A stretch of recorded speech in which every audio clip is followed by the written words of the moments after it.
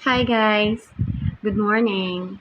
We're going to make lay, no, garland para po sa ating guest speaker at sa ating principal. Okay. Um, ito po, merong lace. Right. So, gagawa tayo ng garland or lay. Okay, para sa graduation. Oh no, sorry. Moving up ng grade 10. And I have here, this is for the guest speaker. Oh, sorry. Sa principal. And ito sa guest speaker. Ganyan. Okay. And then, I have here the pre-cut na mga gagamitin. Yan. Also, ribbons. Dapat ang ribbons natin ay magma-match doon sa kulay ng ating lace. No? So, dito, ang gagamitin ko, since dominant yung red, gamitin natin itong red na to. Yan, this one. Okay? Tapos, dito naman, dahil medyo yellowish siya, or gold, gamit tayo nito. And this one. Okay.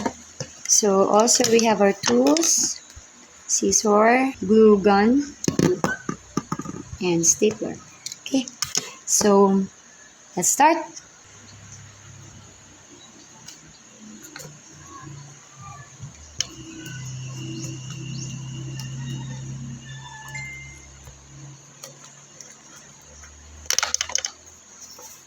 Ito yung pinaka-guide.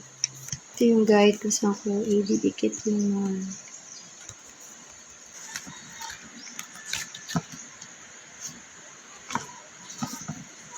yung pinaka-haba.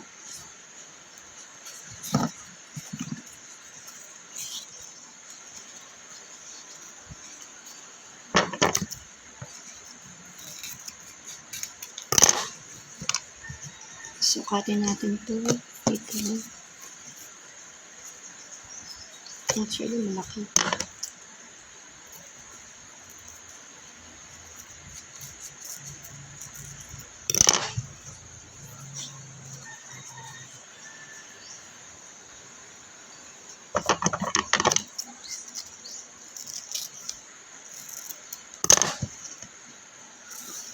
Okay. So, para ito dito kay...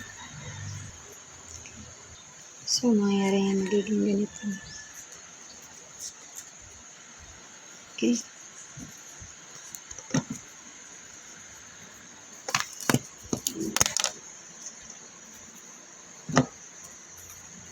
Eight na ganito.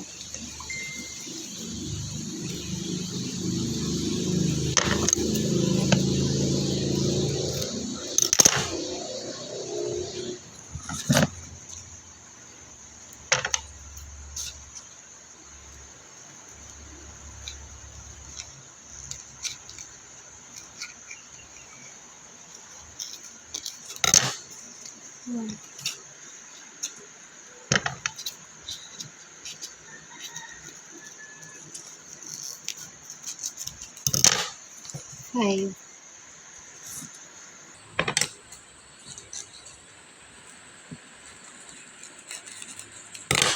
Six.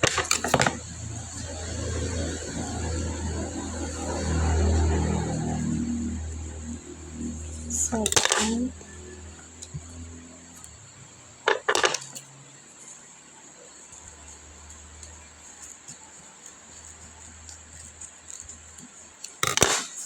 Eight. Ganun din ang gagawin natin dito. So, para may lagay natin ito like this. So, hindi na natin kailangan idikit ito. Gagawin na lang natin.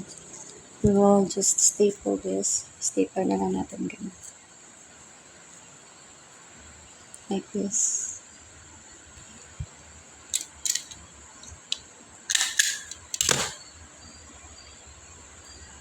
Okay.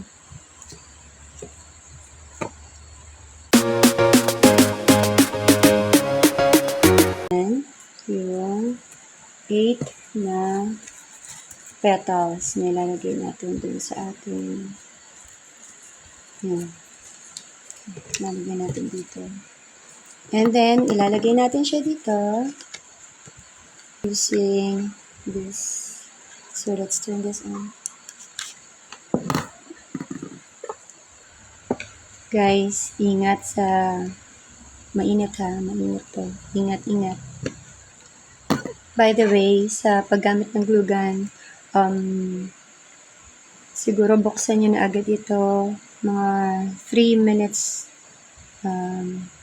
paghabang may ginagawa kayo para uminit na siya at madali nyo nang magamit.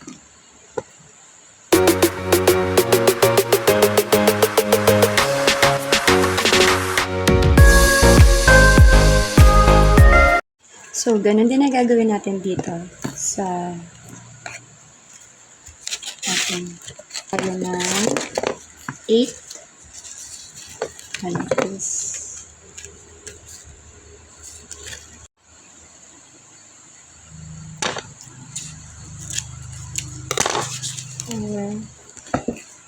Nahulog.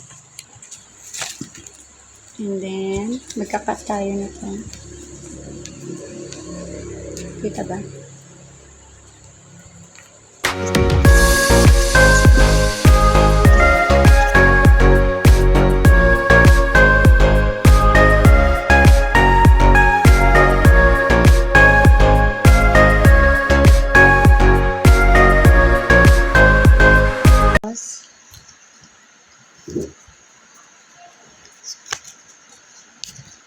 So, didikit lang natin like that.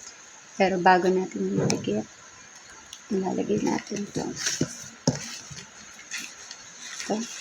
This. Okay.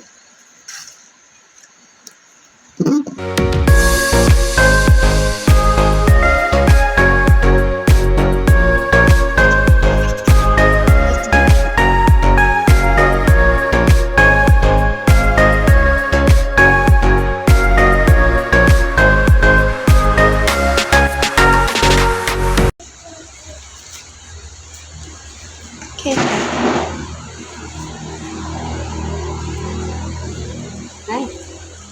Guest speaker naman.